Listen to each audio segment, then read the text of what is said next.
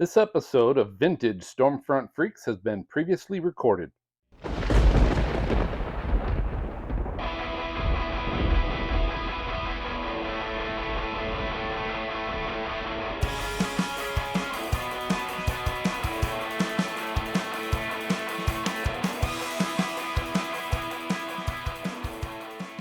Brought to you by the AMS Weather Band.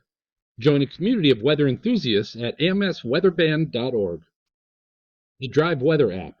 Avoid dangerous weather on your road trip at driveweatherapp.com.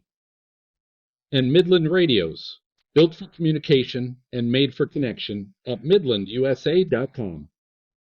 And Windstorm Products. For all your hurricane hardware needs, shop windstormproducts.com.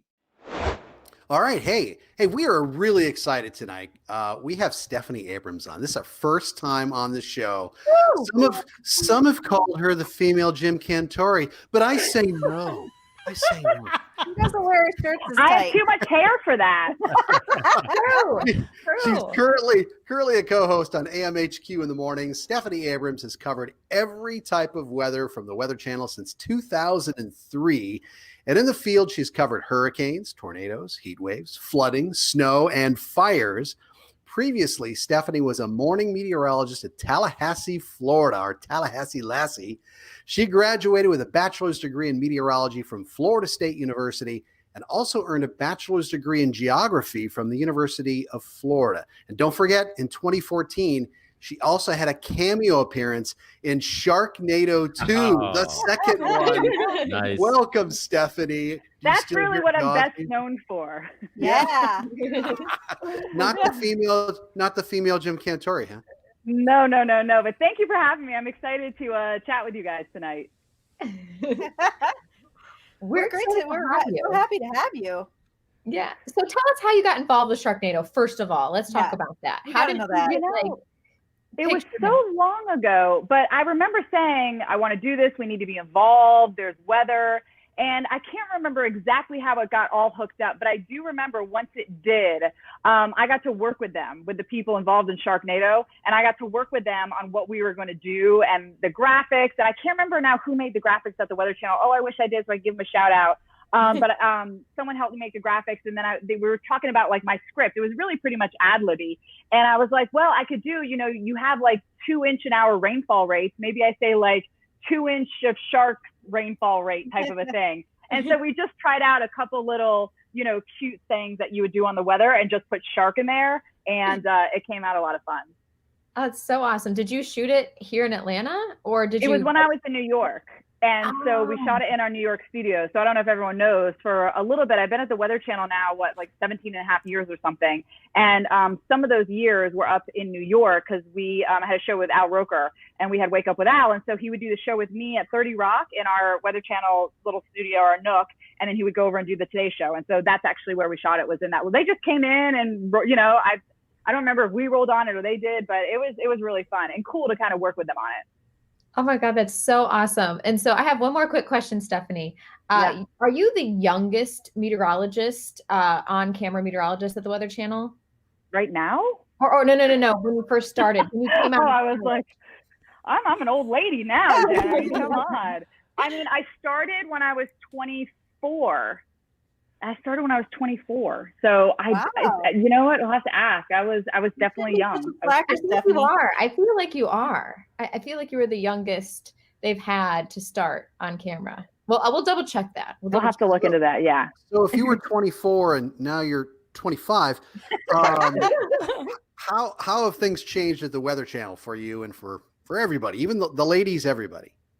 I mean, it's been quite a ride, and I know Jen and Dina can also talk to this a little bit, but what is so weird, it's been nearly 20 years, right? And just think about technology over 20 years, how we didn't have social media. I remember one time, Bettis and I worked together for a really long time, Mike Bettis, and what we had before in commercial breaks, they set up a laptop so people could we would live stream our laptops. But when I first started at the Weather Channel, believe it or not, I was doing broadband.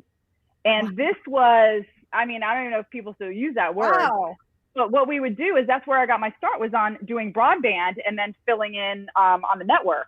And so I would stand there and do each city. If you would watch it on weather.com on the internet, I would give your city forecast, and I would just do it for hours for all these different cities.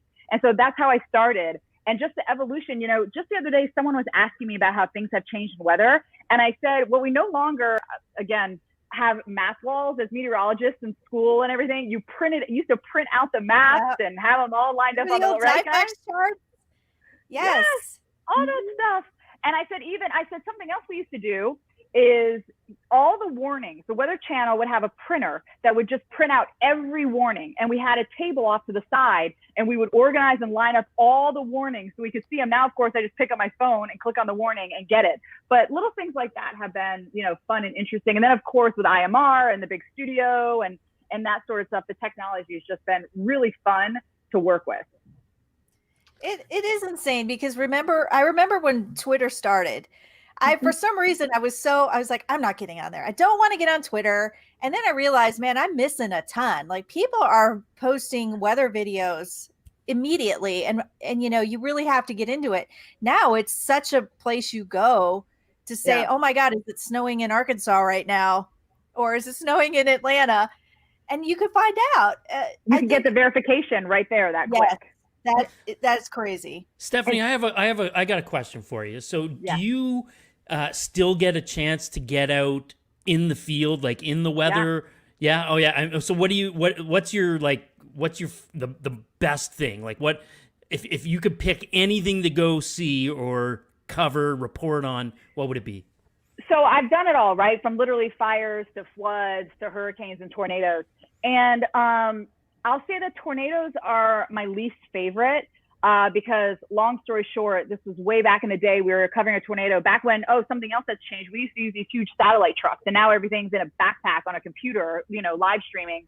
But we were in Missouri. We were just outside Kansas City, and they'd just been hit by tornadoes. And I remember sitting in the truck with my producer. I'm looking at the radar, and, you know, all of a sudden the radar was purple. It wasn't red. It was purple on the radar. And I looked at my producer. I said, this is not good. And I went outside to do a live shot. And then, you know, it's getting pitch black. The sirens start going off. And I was like, this is it. We got to go. This is not safe. It starts pouring. And they were freelancers. And so this is their livelihood. So they're trying to get all their gear in the car. And like, we got to go. I mean, it was really a stressful situation. So tornadoes are my least favorite, because they're so unpredictable about exactly where they're going to. Stephanie, that actually sounds awesome. Like, that sounds like maybe the best day ever. No, it was not, because everything was like flattened basically around us from the previous storms. And so I had to get everyone back to the hotel. And it's my response. I'm the meteorologist. I know what's happening. And so I'm like, we have to go now. You know. So that was probably the most stressful it's ever been. With hurricanes, you can prepare, you know, and then of course snowstorms are just fun because most people stay home, right? Mm-hmm. And you can just really enjoy the snow. Long story short. Oh my gosh, Stephanie. Well, I feel like with Greg, I don't know. I might be like thinking Greg's way, but also with you, Stephanie, you're responsible for them. So it's just like, and now they have, I think, 2 required meteorologists in the field at the same time. So if you're on camera, there's someone else also monitoring the weather. That makes sense. That can help out. You know, that situation. Oh, sorry. Go ahead, Phil. Well, I was going to ask this, since we're on this topic of being in the field. You know, one of the questions I've always had, and I've heard people ask about, is, you know, because what's sexy right now on TV is always extreme, is always everything. And especially when it comes to weather, it's being in the extreme and catching that on video and everything else. And so that's just kind of the nature and the trend of TV. But for weather, who makes the decisions to go, you know what, we're in a tropical storm. I am going to be out here. Winds are picking up, shit's flying around all over the place. Who's making that decision to go, you know what, I'm going to be out here, and you know what, I don't think I should be out here. And then number 2, and I'm sure you've heard this a ton, Stephanie, but what do you feel is the impression of the average person when we're telling people, evacuate, get indoors, all this kind of stuff, and yet we're out there leaning into the wind and reporting on the weather. So it's kind of 2 questions, kind of what's involved in that decision-making process if you're out or in or what you're doing. And then number 2, I guess, what's the how do you respond to the people that are going, should you be doing that when I'm Yeah. supposed to be Well, retreating? how I usually respond to the people who are like, why are you out there? The first thing is we're meteorologists, and I have 20 years essentially. My first hurricane season was '04 in the field. So I have almost, 15, 20 years of being in the field. For instance, there was one during Hurricane Ike, and I knew that the winds were going to shift around, which meant the waves were going to get high over the wall, and then they were going to shift and be on the, so we, as a meteorologist, we have that knowledge and know how to be prepared for that and shift when things are changing in the field. And we are prepared and in advance for that. When it comes to the field, they are very, very safe. Also in Ike, I remember they called and said, listen, ask your entire crew. If someone doesn't want to be there, they can leave. There's no questions asked. Safety first. During Michael, I was down in Port St. Joe because that's the only place I thought I could find a safe house. And then I didn't feel safe there. And I called and they said, leave right now. There's no hesitation at work with, if you don't feel safe, leave. And they're also very particular. There was one hurricane years ago where I said, I'm staying here. And they were like, no, it's not safe. You're not high enough. You are not staying there. You will not be out, so it's safety first at the Weather Channel. And just this past year with Laura, we were in Lake Charles, and we were in a massive building, and I had my crew. Let me tell you how protected I had them. And this comes with, of course, being a meteorologist and the experience. My photog, and I'm not exaggerating, there's a picture of it somewhere. I wish I could show you guys. He was sitting in a chair, no rain gear. His jacket was off. I believe his jacket was off in this picture. He's sitting in a chair with no jacket, just behind the camera, chilling, while I was just steps away from him out in the elements, getting hammered, because I knew how to protect him. I knew which way the winds were going to be coming from. So I knew how to barricade him in this little area so that he would be fine and that we could obviously come in, and which we ended up doing when things got too bad. Did he ever thank you? As he was having I don't a drink. think so, because we were on air for, at this point, I'm probably like 8-9 hours straight or something. I had schlepping through the casino. Okay, we're gonna do live shots in here, it's safe, and then the other side. So we were pretty worn out. Okay, so pick one event. Just what is the highlight of the career? One major weather event. So I don't know if I want to call it a highlight necessarily, but I would say the most memorable event was Katrina. Yeah. For me. Because, they're putting out these warnings of the surge. It's going to be 20, 30 feet. And you're kind of like, okay, that's like a 3-story, but what? And this is insane. And I was all the way in the Florida Panhandle. And again, I'll try to make this long story short. I was in the Panhandle. And so I was up from like 7 a.m. I think my last live shot was 11:30. Now, again, this is 20 years ago, so don't quote me on that. But it was something like we started early in the morning, and then all the live shots went down because the satellite dishes couldn't stay up back. And then so we had to we stayed up. And then they called, and there was no cell service. And they said, you guys have to go find Cantori, essentially, because they couldn't get a hold of them and this whole thing. So we went to the airport, got another car. We loaded up with gas and food. We drive there. I mean, and Cantori and I talk about it still to this day. It looked like a movie set. What the surge did, the fact that it pushed this mammoth casino, you would see where the air conditioning was, and then the casino was on land, however far away. It looked like a movie set is the only way to describe it, because you just can't even, there aren't words. No one would believe it unless they saw it with their own eyes. So I would say Katrina was the most shocking and memorable. Wow. Yeah. So where do you go from here then? It's over, isn't it? You're done. The career. It's right. Drop the mic. I just feel, everyone always says, oh, what would you be doing? And anyone that's listening, if you have an answer to that, you need to go do that. Whatever it is. That's a good point. They say, oh, well, I'm going to do this, or you need to go do it right now. And so I've been so lucky that I've been able to live this dream job and dream career for all these years. I mean, I just feel so thankful for that. Other things that I really am interested in is I love space. I would love to go to outer space. Oh, that'd be awesome. Yes. Cool. Yeah, I have to ask you, what's on your weather bucket list? So do you have a what bucket list? I mean, another thing, I covered fire. I think I've covered, the only thing I haven't experienced is an earthquake. And for a while, I wanted to be a volcanologist. I went through all the sciences, and I landed on weather because I feel like it covered all of them. That's how I ended up in weather. I took an oceanography class. I thought I was going to be a volcanologist for a while. I thought I was going to be a marine biologist for a while. And weather kind of tapped into a little bit of all that and the physics and the chemistry, and that's why I fell in love with it. But fires was something that was also strange to cover, because I remember one house would be burned down and the next house next to it would be totally fine. And I think that having all these experiences over all these years just makes me a better meteorologist, and I can understand like what the people are going through and how to articulate and do all that sort of stuff. But I'm thinking, I think I've covered every type of weather. And Steph, I really do think you're great at this, because you're the one person I know that still has a real love and passion for what she does. She just doesn't want to phone it in. She wants to do a great job, and I think that's what helps you keep going. All right, we'll get you guys a room later. But hey, talking about shut up, Bill. Talking about careers. Last question before we go to break. What's the state law down in Florida? Can you get a degree at Florida and Florida State? I know this is a big question. So here's the thing. I went to Florida, and like I said, I took all this math and sciences, and I fell into a meteorology class and loved it. They didn't have a bachelor's there, but I loved being at Florida. You have to understand, I bleed orange and blue. My first year there was 96. Now everyone knows how old I am, but that's fine. Doesn't matter. I'm kidding. And we won our first national title in football. And then my senior year, we went for our first national title in basketball, and we lost to Michigan State. And so I had these bookends. I was having this like incredible sports, time as well when I was there, and I didn't want to leave. And so that's why I stayed at Florida, and then everything transferred to Florida State. But I still bleed orange and blue. I can't help it.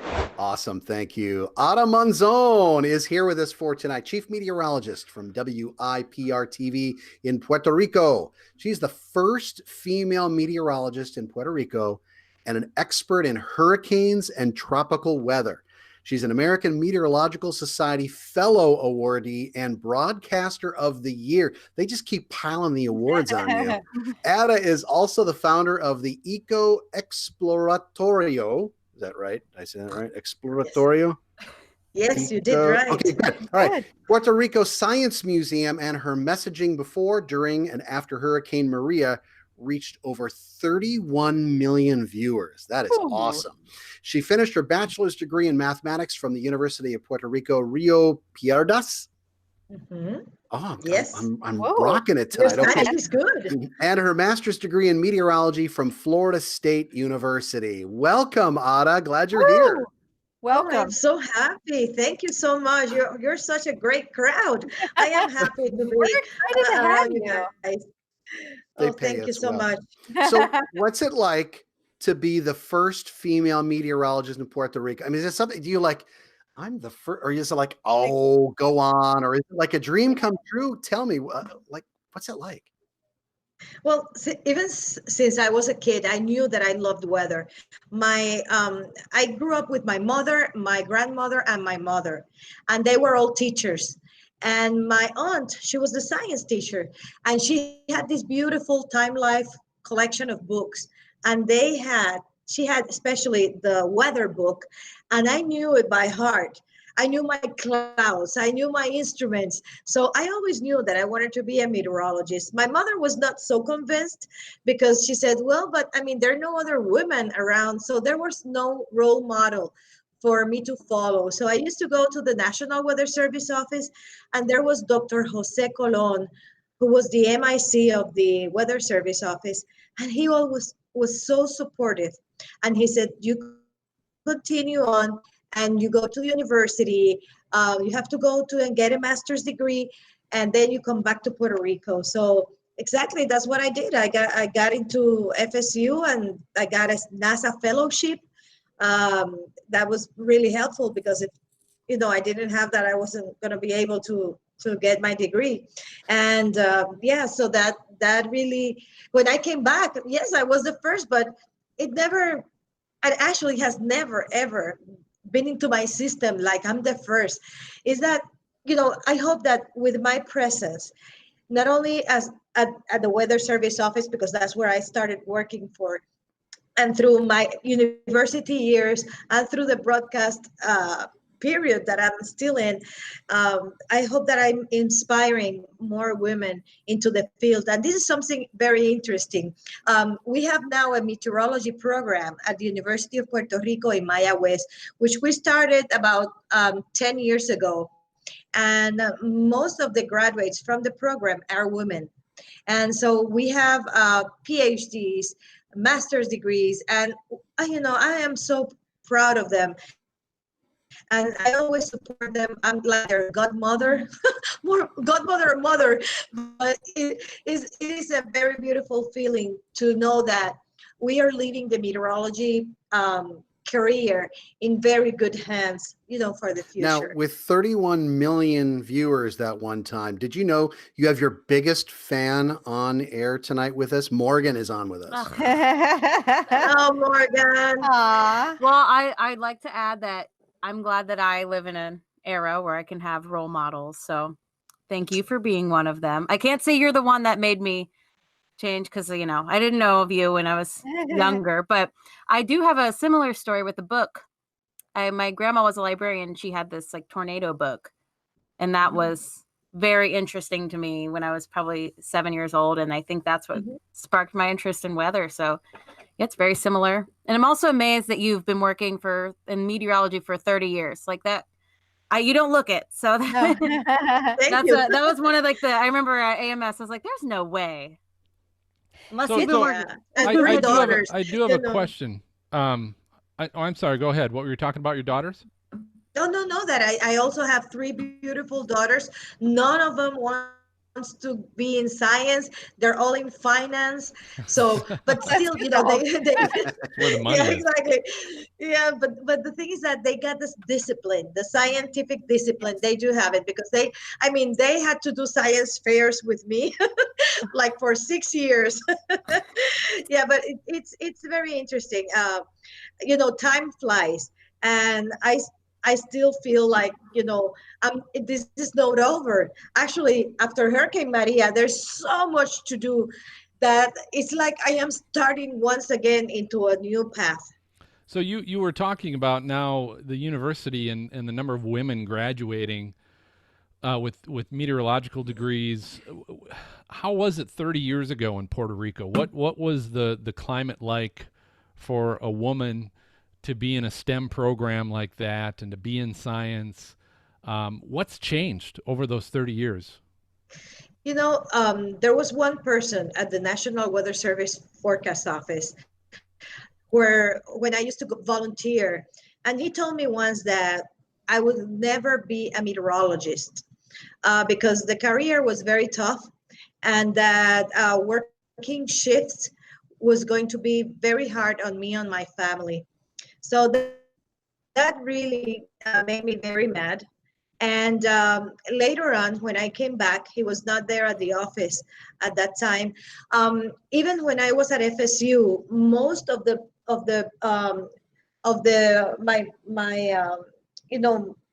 students in the classrooms, they were all males. Very few women in the meteorology program, especially in the graduate program. And I was with the only professor, the only woman professor at FSU, which was Dr. Sharon Nicholson, and she still is. And so I learned to survive in an environment where there were all men, very few women. But I realized very early on that you cannot pay attention to comments and things because you're here you have a mission. And your mission you have to accomplish, and you have to keep focused on the things that you want to do and achieve in your life. So those are like noise. Those are like noise around you, but you don't pay attention. And sometimes it hurts, but everything hurts, even in broadcast community, when you do something that people don't like or the forecast was not good. You learn to go through all of these periods, and I've learned that it doesn't matter. You have to do what you need to do, and you have to feel happy about what you do. I agree, definitely, because people are going to put you down no matter what, and it makes me wonder, like, how are people in Puerto Rico as as viewers, are they as rude as they are here? As they Well, can be? it's a mix. It's a mix. It's like everywhere else. I mean, I don't think there's any difference. When we had Hurricane Maria threatened and Hurricane Irma before Maria, I had a lot of, I don't know how to say this in English, but I think they're called memes. Yeah, Like that's when correct. people, right? So people made a lot of fun about me. I laughed a lot. They were like, "Is Ada Monzon doing a Facebook Live?" Like they were all scared, or things like that. And people, it got to a point that I started blocking people because I didn't want to continue to receive all these messages, because people didn't want to believe that we were threatened by Category 5 hurricane, not once, twice in 2 weeks. So it was very hard for all of us to handle the threat. And then we were all scared. I was scared, but I saw that in social media, that was my only chance to do whatever I want with the tools that I had around me to get the message out. It was the sense of urgency that really moved me. And I use the social media as my main platform. I work for TV, I work for radio, and that was very important. But your time frame in those platforms is very limited. So Facebook was the way for me to bring the message and to alert people of what was going to happen every 3 hours. Every time we had a bulletin, I was on, and I translated the information that we were getting in the bulletin into something that anyone can use, because it's very hard to get a bulletin of 175 miles per hour winds, and all of a sudden, how are you going to interpret that? So it took a lot of me, but I knew that life had prepared me somehow for that moment. And I changed from being a meteorologist into a friend. And somehow that transition, I didn't know it was happening, but the situation brought me into that point. When that Wednesday morning when we had Hurricane Maria entering Puerto Rico, it was 6 in the morning. I mean, we were at the TV station. Everything was like all these noises, like everything was falling into the roof of the building, and I thought I was going to die. Because we had a huge tower, like more than 100 feet tower, and everything from the tower was falling over the roof where we were doing the transmission. And I started crying and praying. Can you imagine yourself praying in front of a Facebook Live or on TV and radio? I just became me. I just became one of us. And it's very hard to even remember all the emotional things that happened. But today I was at the city, and we were talking about energy, how energy destroyed Puerto Rico. And something that I realized even today, that we have to change the message. We have to change everything we have said for the last 15, 20, or 30 years to prepare people. We need to change the message because extreme events are going to be more frequent, and it's going to happen to all of us. All of us are going to be we're all going to be victims of climate change. And I'm a victim of climate change now. And I didn't realize that for some reason, because we're still working with the aftermath. And it's very difficult to be a victim and try to prepare and educate and do all these things at the same time. A lot of emotional component and behavioral component is coming into place, and it's not getting easier every day. It's not. What Oh, Go sorry. ahead. What is Go it ahead, like Dina. now in Puerto Rico? It's been like 18 months. I mean, what's it You- like there? We're back. I mean, the tourism is back. It's a lot of mission. And I think that we have a huge opportunity now after Hurricane Maria to do better. We cannot keep doing things like we did before. That's why we have to not think outside of the box. We have to break the box and start over. And I think that we're in a good path. It's just that it's a process and it takes time. And, as long as we walk on the same way, although we can have disagreements on how to do things, as long as we have the same purpose and the same goals, we're going to be fine. It's better, but still we have some areas in Puerto Rico that are they have no roofs in some of the houses. The strong and resilient houses, they fared well. They had water damage or maybe some minor damage.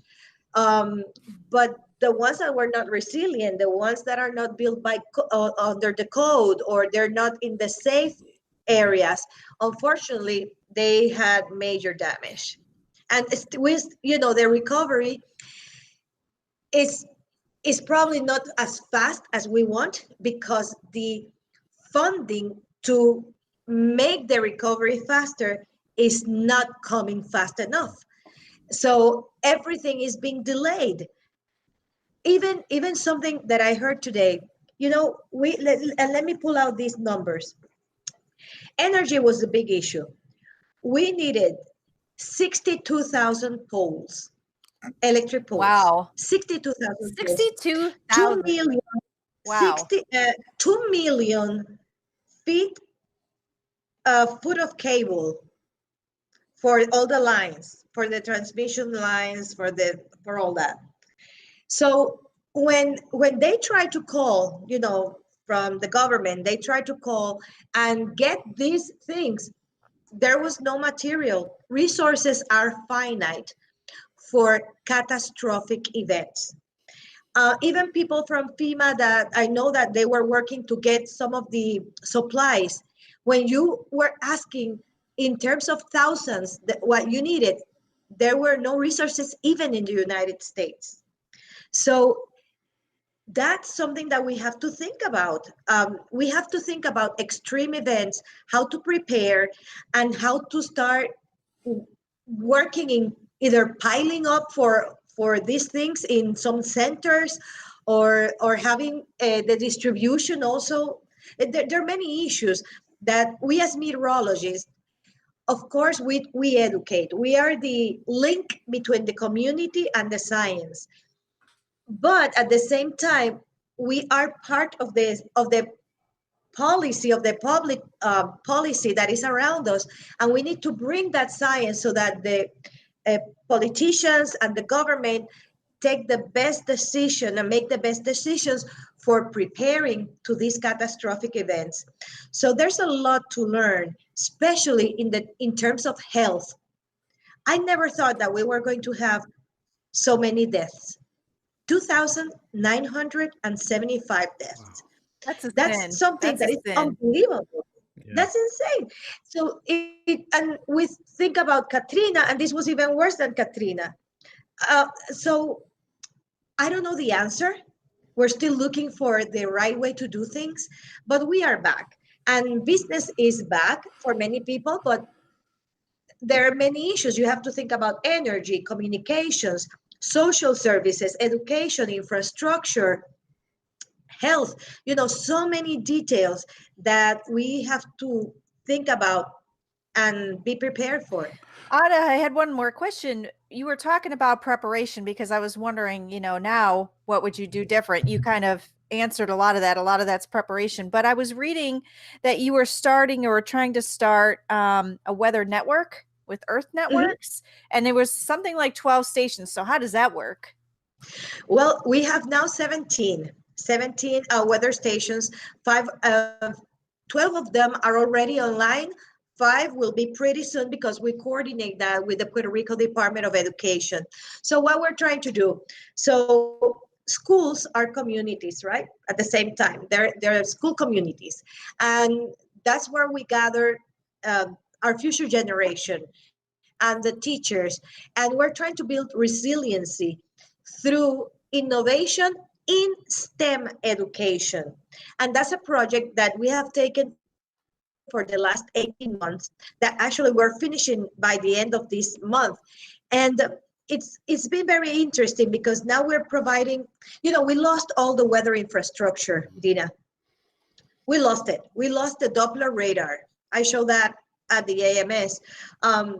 Even a month after the hurricane destroyed the Doppler radar, I went out there with the engineering, some of the engineers of the University of Puerto Rico in Maya West, and we found the radar. It was debris. What we found. We kept the feed horn. The feed horn, we have it at the museum. Let me tell you, that we found the feed horn, but nothing else. And even the tower was kind of tilted and turned. So we know that the huge tornado, the debris field was huge. And the last reading from the radar at 4,000 feet was 223 miles per hour. Wow. And that was when the eye was about to make landfall, because there was a double eye configuration at the time it made landfall, but the inner eye was collapsing while the outer eye was becoming more intense. And that's exactly when the outer eye hit the radar, those winds hit the radar, that's when we lost it. So we lost everything. And we started with the weather network, with Earth Network, to start a new weather stations, especially for schools to get students inspired on this. It was in the middle of, if I'm not mistaken, going through an eye wall replacement cycle, right, as it was coming to Puerto Rico. Is that right? Yeah, exactly. Yeah. And that's why it went from 175 miles per hour, then it went to 155 miles per hour when it made landfall. But this is the point. Puerto Rico is 75% mountains. Okay, so yes, it might have been 155 miles per hour at landfall at sea level, but as soon as it hit the mountains, like what happened with the radar, we had more than 200 miles per hour. So nobody wants to believe that this was a Cat 4. So I say, don't worry, it was a Cat 4.9. Yeah, 2 miles an hour doesn't make no difference.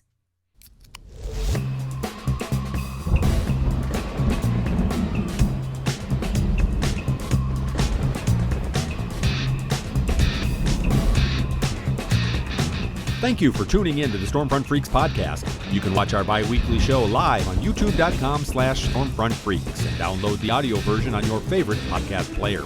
For links to our Patreon team of exclusive benefits, show notes, past shows, new videos, merchandise, and more, visit our website at stormfrontfreaks.com. While you're there, check out our interactive chaser radar from our friends at zoomradar.com. If you'd like to contact us with questions or make comments about the show, shoot us an email to questions@stormfrontfreaks.com or follow us on Twitter, Facebook, Instagram, or TikTok. Search for Stormfront Freaks. We'd love to hear from you. Join us next time and tell a friend about the Stormfront Freaks podcast.